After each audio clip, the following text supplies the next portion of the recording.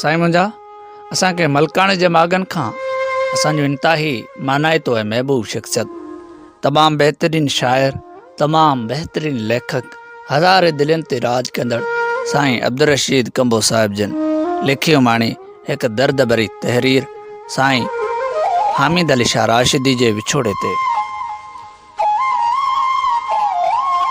लॻी जो लतीफ़ चए न को काल न कील, लिखे लामो खोड़ियूं नेणे वाहे नीर, हीअड़ा थी सुधीर कालों क़रीबन लॾियो। इंसान जी ज़िंदगी बेबका आहे, जे वक़्तु मालिक यादि कयो उन वक़्तु वञणो पवंदो। उन करे उहो ज़रूरी आहे त थोरे वक़्त में जेतिरो थी सघे भलाई ऐं नेकी कजे। ये अधूरे रास्ते है मंजिलों के तर्जमान, बनेगे अबर एक दिन ये छोटी छोटी बदलियां। दुनिया में के अहिड़ा अज़ीम इंसान पैदा थींदा आहिनि जेको पंहिंजो वारो वॼाए वेंदा आहिनि ऐं पंहिंजी अलॻि तारीख़ ठाहे हमेशह लाइ अमर थी वेंदा आहिनि।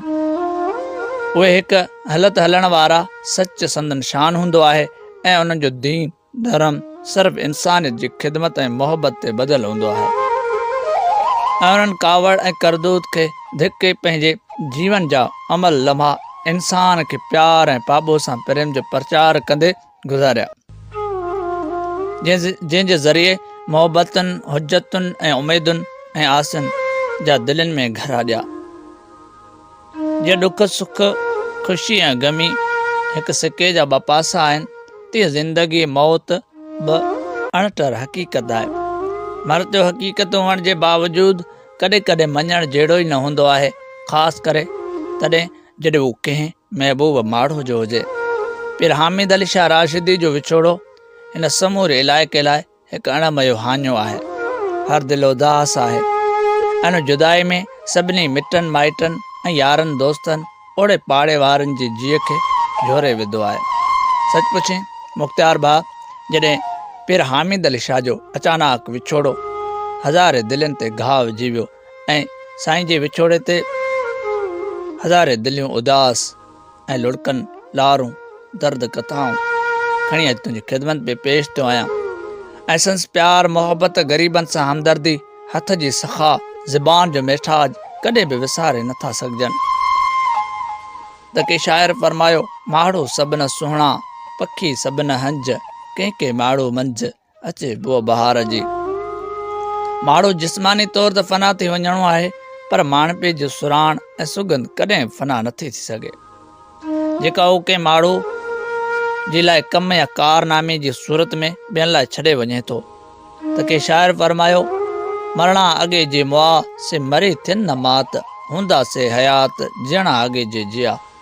हज़रत पीर राशिद शाह रोज़ेदणी रहमतुल्लाह ताला अलैह जे दरगाह सां वाबस्ता ऐं हज़रत समन सरकार रहमतुल्लाह ताला अलैह जी नंगरी बंगार ऐं पुराण जे पटनि जो इहो गुल हो पीर हामिद अली शाह राशिदी, जंहिंजे सुराण सालनि ताईं क़ाइमु रहंदी। पंहिंजनि तोड़े परावनि खे बेहद प्यार ॾींदड़ ओड़े ऐं पाड़े में हर कंहिं सां ॾुख सुख जो साथी, सब्र ऐं सहफ़ में मिसाली इंसान, संदन क़ुर्बायतनि क़दमनि जा निशान क़ाइमु रहंदा ऐं संदन क़ुर्ब कचारियूं सदाईं यादि रहंदियूं। पीर हामिद अली शाह राशिदी जो ॾिनल प्यार मोहबतूं कॾहिं बि विसारण जोॻियूं न आहिनि। साण जुलियल मोहबत ऐं पंहिंजाब जो रिश्तो कॾहिं बि विसरी न सघंदो ऐं धणीदर दुआ आहे त मुंहिंजा मालिक पंहिंजे हबीब जे सदके, पंजतन पाक जे सदके पीर हामिद अली शाह राशिदी खे जन्नतुल फिरदौस में आला मक़ाम अता फरमाए ऐं शाह लतीफ़ जे हिननि ॿोलनि सां त अॼु न उताकनि में तालिब तंवारीन आदेसी उथी विया, मड़ियूं मुमारीन जेके जिय खे जियारीन से लाहूती लॾे विया।